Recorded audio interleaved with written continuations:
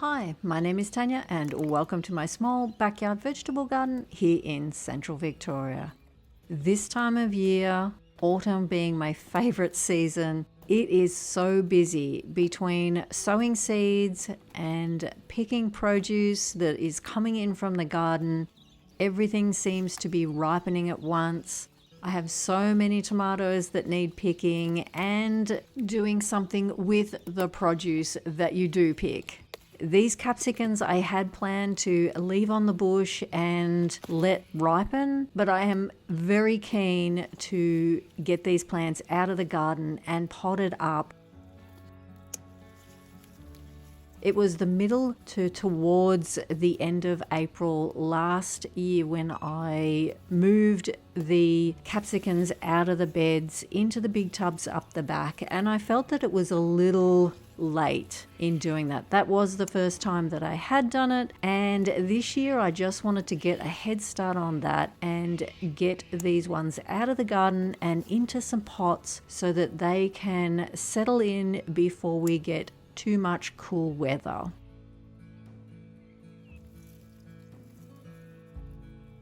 These little Redskin capsicums, they are tiny plants and so much fruit on them. This amount of fruit off 6 small plants is quite amazing. And the fruit is a good size. It is perfect for just cutting up 1 or 2 for a meal. And look at these. There is certainly nothing wrong with these. Even though they're green, they will make a great mix, chopped up in my freezer.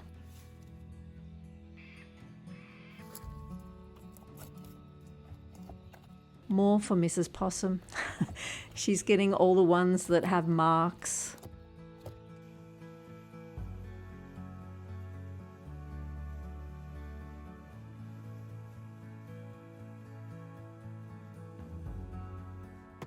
My mind keeps changing on which garden bed is going to be emptied first, but now I am thinking it is going to be this one. These San Marzano tomatoes have all ripened around the same time. There is so much fruit hanging on the bushes. A few green ones are up the top, and the plants don't look too bad at the moment, whereas the plants either end of it, those being the Tasmanian chocolate and the Tigerella, are looking extremely sad.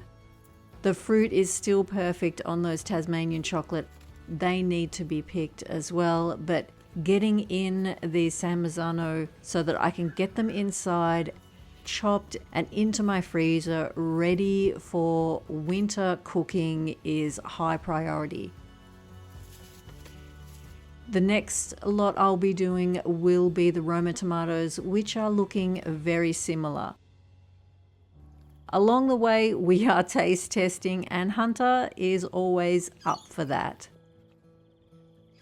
These are the Tigerella. The bushes are looking quite sad, along with these Tasmanian chocolate, but the fruit is absolutely stunning. Not as big as last year, but the fact that I have Tasmanian chocolate ripe, I'm very, very happy about. The Rapunzel has been a fantastic repeat fruiter, and these pink bumblebee are just so special. I absolutely want to get a heap of these put in the freezer, all whole or cut in half, ready for the tops of frittatas. They will be perfect.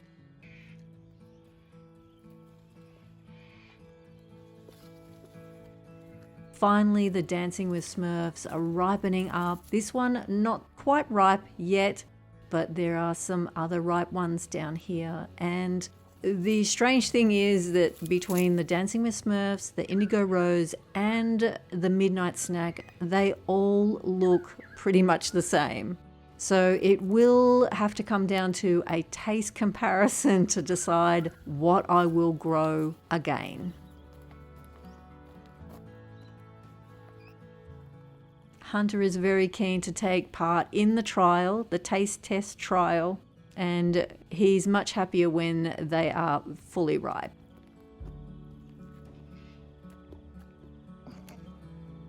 The Japanese cucumber has just about finished. There is a few still hanging on it, and then I can rip them out. That is what makes me think that it will be that garden bed that actually is cleared first. I have so many seed pods hanging here, which I will collect the seed for next spring's beans.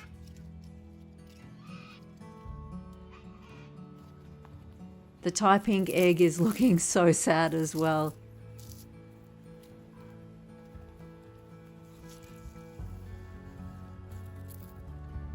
But these Romas will come off first. Once they start to ripen, that is it. It's interesting that the Roma and the San Marzano, they are looking better than the indeterminate bushes. I've been so happy, and this one I will be growing again next spring. The mini Roma, it is just like picking grapes. They are fantastic. One little bite and beautiful flavor.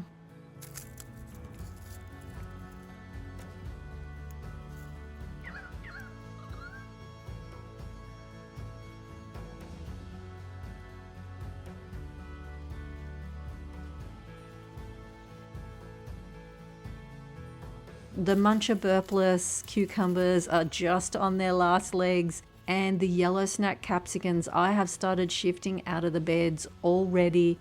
I have 4 potted up. There's another 2 planted here very closely together. They will be next, but the harlequin bugs have proven to be so damaging on them and have affected most of the fruit. I've pulled out all the bush beans, and all the corn is picked, so those stalks need to come out. The squash and the zucchini, there is a few here, but I think they will come out also. And then I will only have the things growing over the arch left in this garden bed. So it won't be quite empty, but pretty close to it. This corn has been amazing. I've been so happy with how they have performed in such a tight space. And the corn has been so delicious. We have thoroughly enjoyed it. Some of the tromboncino have grown across the corn. It just never stops, that tromboncino.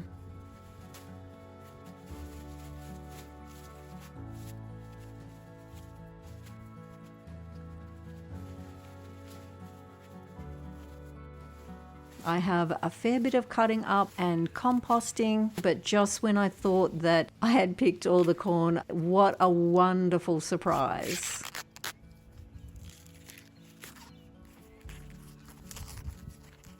I am going to save it and take it inside. I will not be eating it in the garden, and it's absolutely perfect.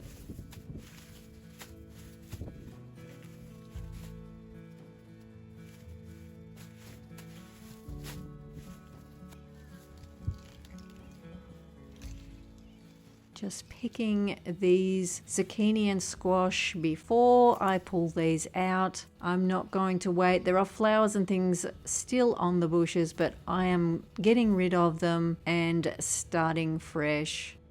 Trying to decide where I'm going to plant my brassicas, which beds they will go into. I'm really concentrating on honing in the varieties that I'm growing this autumn and winter, and growing the ones that I know we love to eat and that I enjoyed growing last winter. So lots of cauliflower and sprouting broccoli, beetroot, broad beans, and of course lots of peas. These are the indigo rose, still not ripe, and it's all a bit of a mess. These are the midnight snack.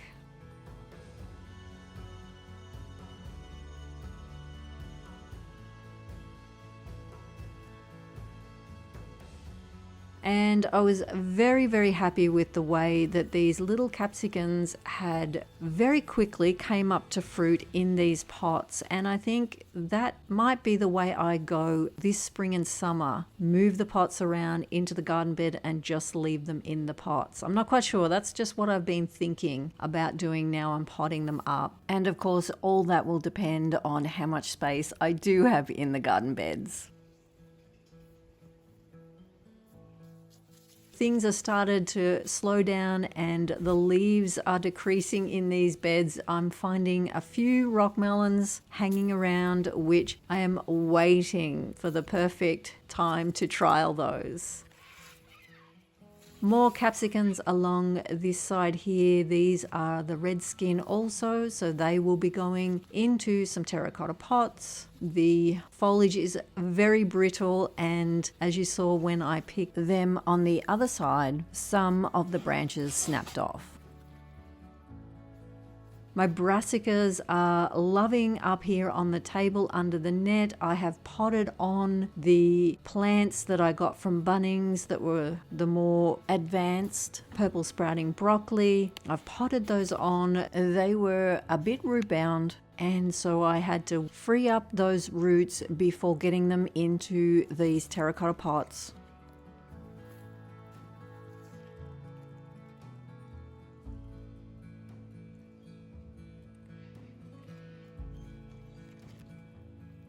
And all of these brassicas in the seed snails are looking so much happier. They've got second leaves coming on. And I did also sow some green cauliflower, but that has not come through yet. Really, the middle to the end of February seems to be pretty spot on for getting the brassicas going. It's warm enough for them to seed really fast. The green cauliflower has not germinated as fast. But thank goodness I've got this cover that I can keep things up here safely, protected from the cabbage whites, and the terracotta watering system seems to be working perfectly.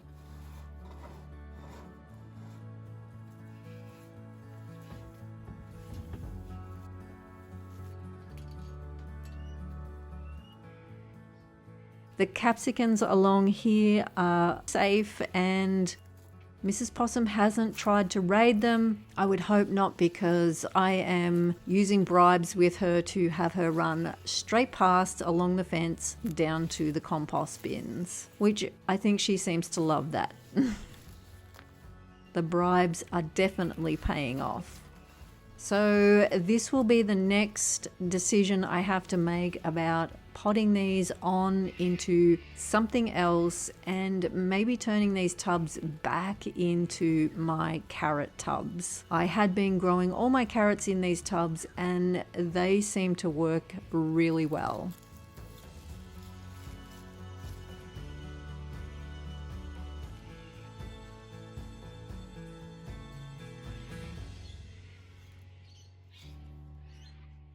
I've been soaking my garlic. I've pre-soaked it in sea salt, and I will be potting those up before planting them out in the garden.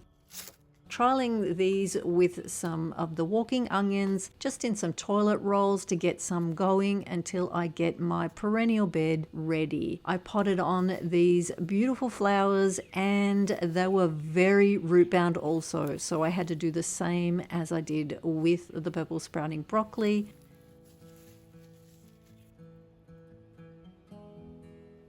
Here are the capsicums I've dug out of the bed. This is absolutely full of capsicums. Some are damaged and some are not, so I'm going to be saving anything that I can. These are going to have a very good haircut and go into pots. And here they are. I will be taking that fruit off. They've had a good haircut, and I will be watering them with sea salt to help them settle in. These are a 33 centimeter pot, and I will be fishing out all this fruit. If it's not for us, it will be for Mrs. Possum.